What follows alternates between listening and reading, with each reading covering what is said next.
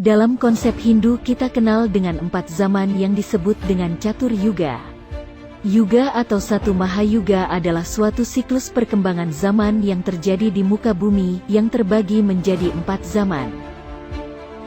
Siklus tersebut dimulai dari zaman keemasan, Satya Yuga, dan diakhiri oleh zaman kegelapan, Kali Yuga. Setelah zaman kegelapan berakhir, dimulailah zaman keemasan yang baru. Siklus tersebut berlangsung selama ribuan tahun. Perputaran kerja alam semesta dikaitkan dengan simbol swastika. Simbol swastika ini dapat dikaitkan dengan waktu perputaran zaman pada alam semesta tersebut yang tiada akhir.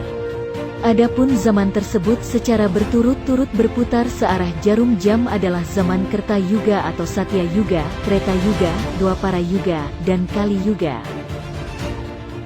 Kerta Yuga merupakan masa yang penuh kedamaian di mana pada masa tersebut tidak ada manusia yang berbuat adharma walaupun hanya dalam pikiran. Manusia pada masa itu selalu mematuhi ajaran-ajaran kebenaran dan tiada pernah menyakiti makhluk lain baik dalam pikiran, perkataan maupun perbuatan. Yang ada dalam kehidupan manusia pada masa tersebut adalah berbuat untuk kesenangan orang lain dan berjalan di atas jalannya Dharma, sehingga zaman tersebut sering juga dinamakan zaman Satya Yuga yang mengandung arti bahwa pada masa itu manusia hidup di dalam kesetiaan.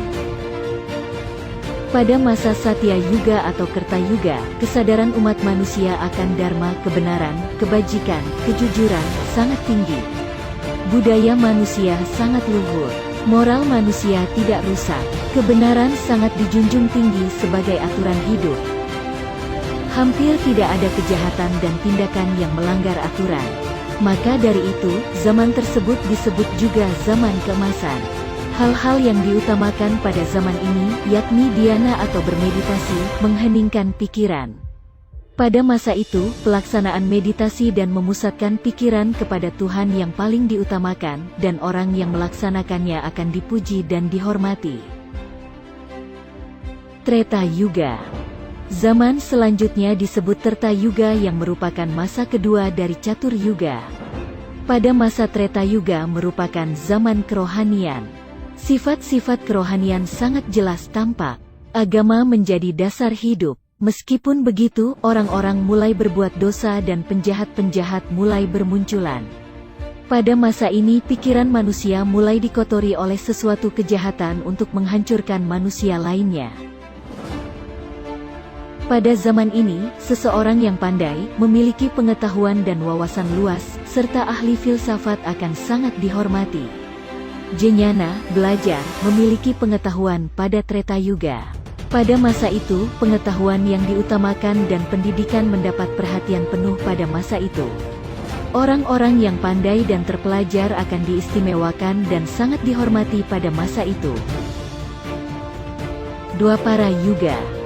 Pada masa ini manusia sudah mulai berwatak dua, yakni sebagian dirinya merupakan kebaikan dan sebagian lainnya tersimpan kejahatan. Pada zaman ini manusia sudah mulai merasa pamrih untuk membantu orang lain, maksudnya mereka membantu orang lain karena ada maksud dan tujuan untuk mendapatkan imbalan dari pekerjaan yang dilakoninya. Pada masa Dwapara Yuga, manusia mulai bertindak rasional. Penjahat-penjahat dan orang-orang berdosa bertambah. Kelicikan dan kebohongan mulai tampak. Yang diutamakan pada zaman ini adalah pelaksanaan ritual. Asalkan mampu melaksanakan upacara, maka seseorang akan dihormati. Hal-hal yang diutamakan pada zaman ini adalah yajna atau mengadakan ritual. Pada zaman Dwapara Yuga, pelaksanaan ritual yang diutamakan. Asalkan seseorang melaksanakan ritual maka ia akan dihormati, tidak peduli kaya atau miskin, baik atau jahat. Kali Yuga merupakan zaman terakhir menurut ajaran agama Hindu. Bila ditinjau dari segi arti katanya, Kali Yuga adalah merupakan kebalikan dari zaman Kerta, Satya Yuga, di mana kalau pada zaman Kerta Yuga hati manusia benar-benar tertuju kepada Tuhan sebagai pencipta, pemelihara dan pengembali alam beserta isinya, maka pada zaman Kali Yuga kepuasan hatilah yang menjadi tujuan utama dari manusia. Pada masa Kali Yuga, merupakan zaman kehancuran. Kata Kali Yuga berasal dari bahasa Sanskerta, yang berarti keadaan yang penuh dengan pertentangan, perkelahian, percekcokan, bahkan pembunuhan, yang dipicu oleh kecurigaan, ketidakadilan, kebohongan dengan kekerasan, di mana kejujuran sudah tidak ada tempatnya dan tersingkirkan. Zaman Kali Yuga adalah zaman di mana keadaan tidak menentu. Kacau atau tidak harmonis, bingung, dan pada saat yang sama penerapan ajaran agama mendapat porsi yang sangat sedikit. Zaman Kali ditandai dengan peristiwa di mana para dewa meninggalkan bumi dengan digantikan oleh para buta menguasai bumi.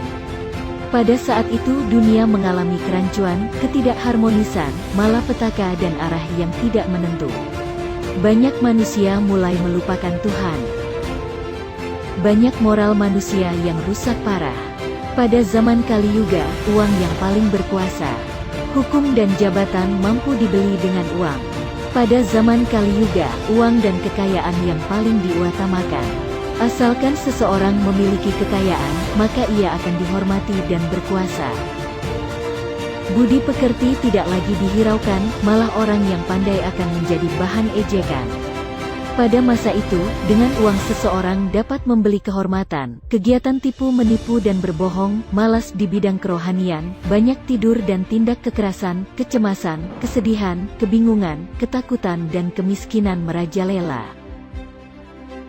Karena fakta-fakta tersebut, maka Kali Yuga sering disebut sebagai zaman kemerosotan akhlak dan moral, zaman perselisihan dan pertengkaran, zaman kepalsuan, zaman kekalutan, zaman kemunafikan, zaman penderitaan dan kesengsaraan.